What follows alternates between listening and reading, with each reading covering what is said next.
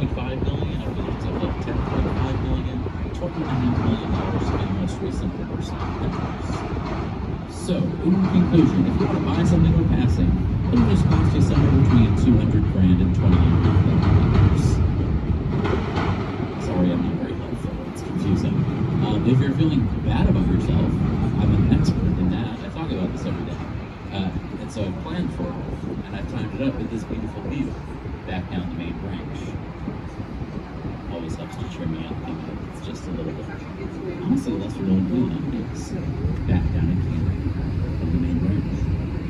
And while you're enjoying that view, we'll go back to the right and on over to that underside of new eye-catching sort of martini glass shaped foundation here on 150 North Riverside. It only utilizes 20% of its lot area for the foundation, right? What you see is largely what you get here. Roughly 70% of this building is built above absolutely nothing. And then we all experience gravity, right? And all that compounded mass has to go somewhere.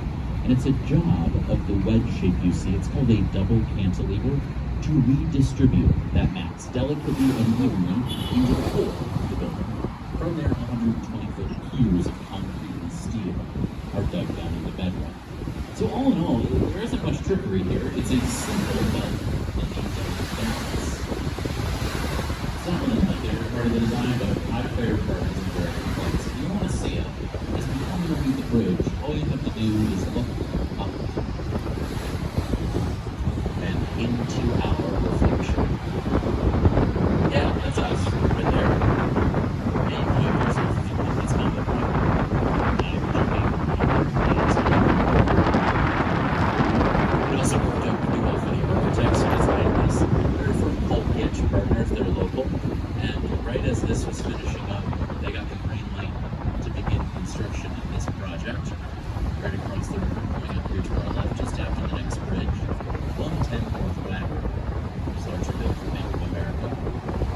Another example of, as you'll see as we come underneath, eye-catching riverside engineering. It's always hard to tell what trends are happening but we saw in the last couple of buildings where we saw gravel and sort of in urban trusses, right? Whereas maybe 100 years ago, your eyes were being drawn to the top of the building with a spire or a clock tower. In this case, we're being drawn to the Riverwalk. A piece of engineering also being used as decoration, I suppose, which is nice because you always get a brand new Riverwalk right along where there previously was not a nice Riverwalk. That makes a happy hour going right along the river too. Pretty common nowadays.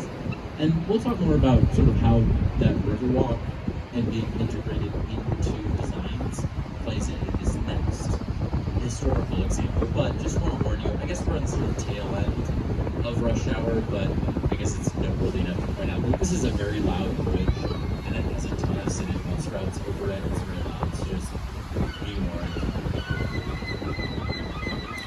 Whenever I actually see that even happens, which must be it's better to warn you. On the other side is dueling Art Deco. Both of these buildings are from the year 1929. Both of them are Art Deco. So think of limestone siding and vertical lines. To the right, we discover a beautiful riverside along the side. Okay. To the left, not a riverside plaza. Same year. So they can't both be normal, right? One of them has to be strange. And the strange one was the Riverside Plaza. Because in 1929, and for most of our history as a city, the river was Chicago's sewer system. We're not going to get into the details of this. It's awesome. I used to bring it to people, but it always kills the mood. So I did it. We can leave that in 1929 and still contrast today.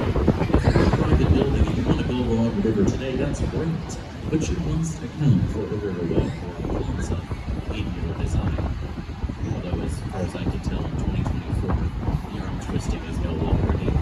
Many places like we saw a story by Go, the river walk is an integral part of his even visual. And we'll talk more about how the water changed a little bit later on in the like the precipitated changes we see. In the meantime, however, we're going to stay to the right for the next few buildings. The 60s 7